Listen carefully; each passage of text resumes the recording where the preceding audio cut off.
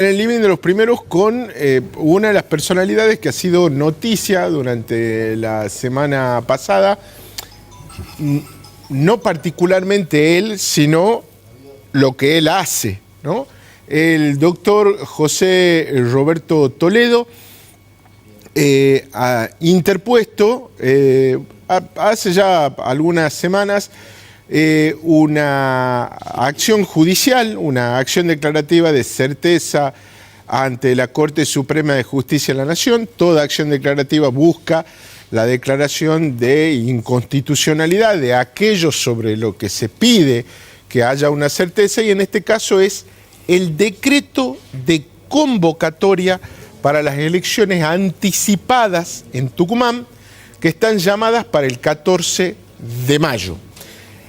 Esa presentación del doctor Toledo, hecha en conjunto con un abogado de Buenos Aires, que es el doctor Alberto Garay, contiene además una medida cautelar para que hasta tanto se resuelva la cuestión de fondo, digamos, de la acción declarativa, se congelen, se ordene desde la Justicia de la Nación a la provincia de Tucumán que no celebre sus comicios el 14 de mayo.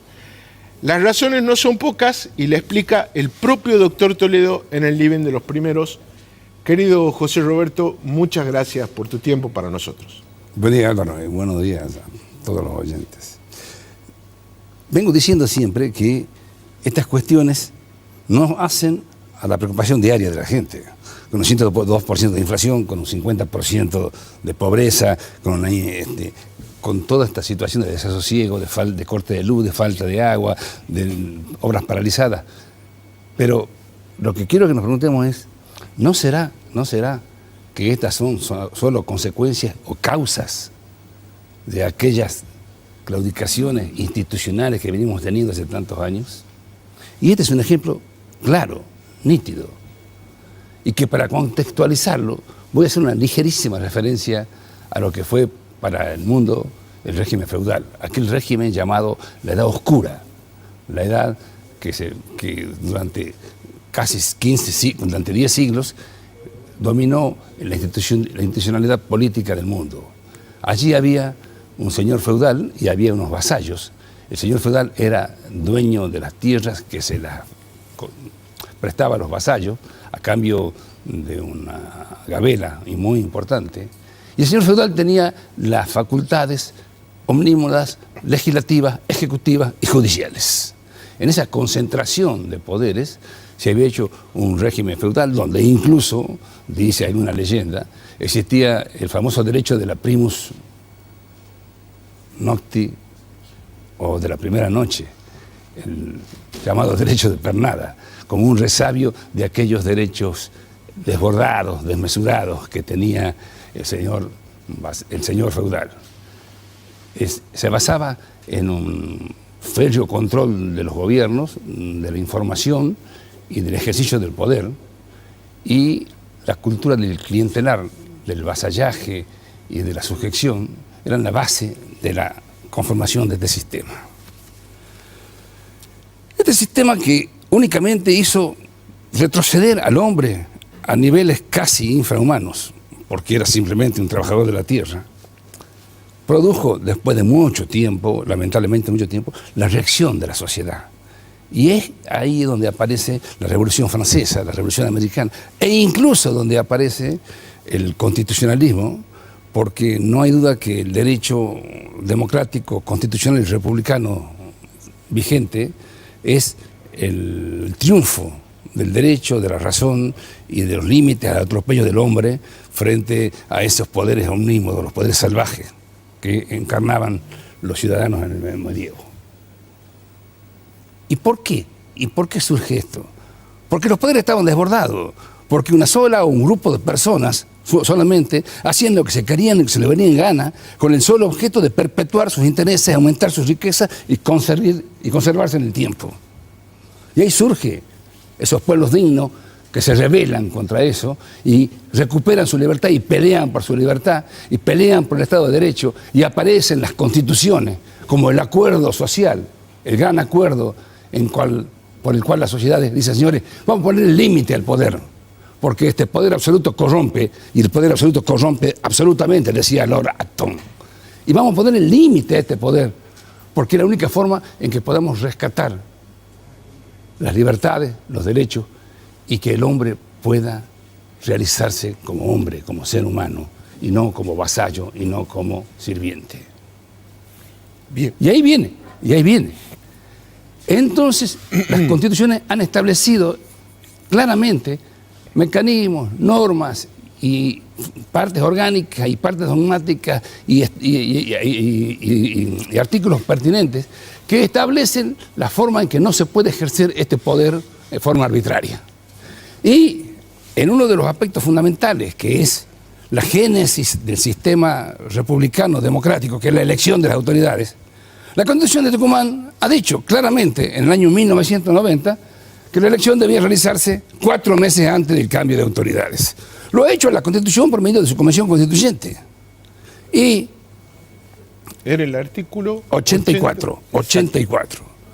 Cuando se reforma la Constitución del 2006, del 90, y se sanciona la Constitución del 2006, ese plazo se reduce de 4 meses a 2 meses. Así es.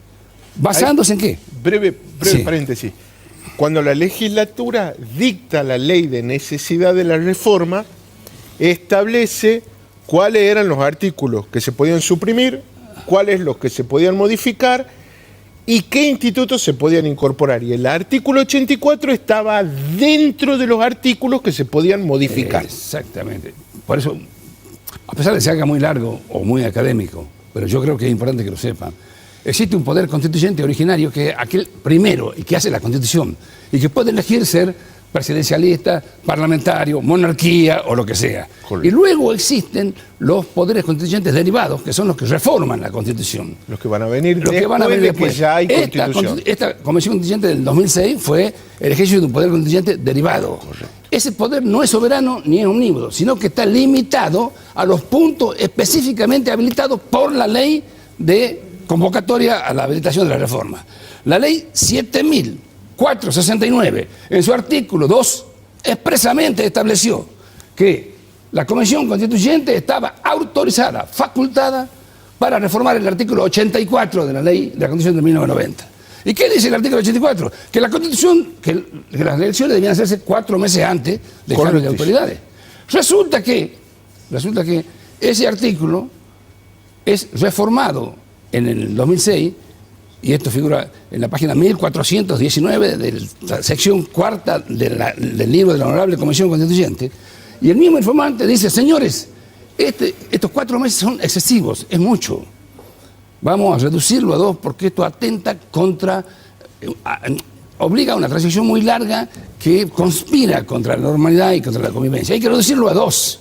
A 2 meses. A 2 meses. Y así, 2 meses. Y así lo establece la nueva Constitución. En 2 artículos, en el 43, inciso 6, y en el artículo 100. Correcto. ¿Qué dice, qué hace el partido de gobierno? El partido de gobierno promueve una acción trucha, para que la gente lo entienda, simulada, fraudulenta, donde utiliza un socio menor que es el partido del Frente Renovador, ¿no?, para que haga de actor, y ellos hacen como de demandado, y fragúan un juicio. Año 2018. 2018, fragúan un juicio para que la justicia claudicante, cooptada y de rodillas, establezca y dicte una sentencia que diga, tienes razón. Sentencia 1028 del 28 de diciembre de 2018. Exactamente. Día de los Inocentes. Día de los Inocentes. Esa sentencia, que es un desatino jurídico, que es una barbaridad, que es nula, que es basada en premisas falsas y en hechos inexistentes, dice que el artículo constitucional no era válido porque se había excedido la habilitación constitucional, porque la Constitución no había, porque la ley de reforma de la Constitución no había autorizado a la Convención a incorporar como debate el plazo constitucional dentro del régimen electoral. Pero no hace una mención, y ahí viene la falta absoluta de buena fe, donde viene el ardid, donde viene el exabrupto que no se puede convalidar y que es increíble que todavía subsista. hace caso omiso a que la propia ley de habilitación había dicho reforma en el artículo 84. Y el artículo 84 hablaba de los plazos constitucionales. Ergo, tratar de reformar y establecer nuevos plazos constitucionales estaba plena y legítimamente habilitado por la ley de reforma. Esa sentencia es una iniquidad, es solamente fruto de la cooptación espuria del Poder Judicial y su claudicación, que dejaron de ser jueces de la República para convertirse en jueces del gobierno. Y en ese sentido no disciernen justicia, sino que disciernen favores a favor de los gobernantes. Ahora, el fallo, ese fallo hay que dictarlo en 2 capítulos. Sí, Porque el fallo del 28 de diciembre de 2018 se olvida del artículo 100. No se olvida totalmente el fallo. La demanda, con mucha improvisación, se olvida de demandarlo al artículo 100, que decía lo mismo, establecía lo mismo 4 meses. Entonces aparece algo que también es paradigmático, porque es el caso único en la historia de la jurisprudencia argentina. Por vía de aclaratoria, sin que haya sido solicitada una demanda, sin que haya sido debatido, se declara por una vía de un recurso de aclaratoria también incondicional el artículo 100. Por una nota al pie. Por una nota al pie. Es una locura. Tomen conciencia de que esto es lo que está pasando y solamente puede pasar en resabios de regímenes feudales y no de regímenes de Estado de Derecho, democráticos y republicanos. Ahora, José Roberto, lo que invoca además la presentación que has hecho junto con Garay es que no es que la justicia de Tucumán volvió a los plazos de la Constitución de 1990, eso lo decimos claramente, sino que los anuló por completo. Adoptemos como mera tesis de argumentación de que eran inconstitucionales los artículos de la Constitución del 2006, el plazo de 2 meses. ¿Qué dice la jurisprudencia unánime de la Corte Suprema de la Nación? Que cuando se declara inconstitucional una norma, renace la anterior, porque no puede quedar ese vacío legal. Pasó con el Consejo de la Magistratura. Entonces, acá en el peor de los casos, si por mera hipótesis argumentativa resultara nula o inconstitucional la reforma del 2006, de los 2 meses con anticipación, quedaba en todo evento vigente los 4 meses anteriores de la Constitución del 90. Y aquí que la convocatoria de elecciones fue hecha con 5 meses y medio de anticipación al cambio de autoridades. No tiene ningún sustento ni ningún basamento en ninguna de las hipótesis normativas preexistentes. Ni ningún precedente. Ni con la Constitución de 1907. Ni la Constitución de 1907. Es una locura. Esto implicó ni más ni menos que abdicar el régimen de división de poderes, el régimen constitucional del sistema republicano, las bases mismas del sistema republicano, la génesis de constitución del poder, cómo se forma el poder con la elección, que es el acto principal, para discernir en una sola persona la facultad que por sí y ante sí, que es el Poder Ejecutivo, designe cuándo le conviene, cuándo quiere y cómo quiere convocar a elecciones. Una locura, Álvaro. Lo paradójico, además, José Roberto, es que la ley que habilita reformar la Constitución permite modificar los plazos constitucionales para las elecciones, pero no suprimirlos. No está en el capítulo de supresión. Sin embargo, el fallo desconoce que estaba habilitada la modificación y sí suprime los plazos. Es decir, hemos llegado a la supresión del plazo constitucional por vía judicial, cuando ni siquiera el constituyente, que está por arriba del Poder Judicial, estaba autorizado para cosas semejantes. Por eso lo decía en el introito, cuando los desbordes de los poderes aparecen casi desenfrenados, aparecen las normas constitucionales y dicen, señores, estos son los caminos, estos son los límites, estas son las luces rojas. Y en la Constitución de Tucumán ha dicho, señor, el recambio de autoridades se hace 2 meses antes. Ha establecido una pauta, ha establecido una temporalidad. ¿Qué ha hecho la justicia? El fallo de la justicia ha borrado todo vestigio temporal. Hoy por hoy, el Poder Ejecutivo puede convocar a elecciones para el 2023, para el 2027, para el 2031, cuando quiera y como quiera. Hoy podría convocar las elecciones.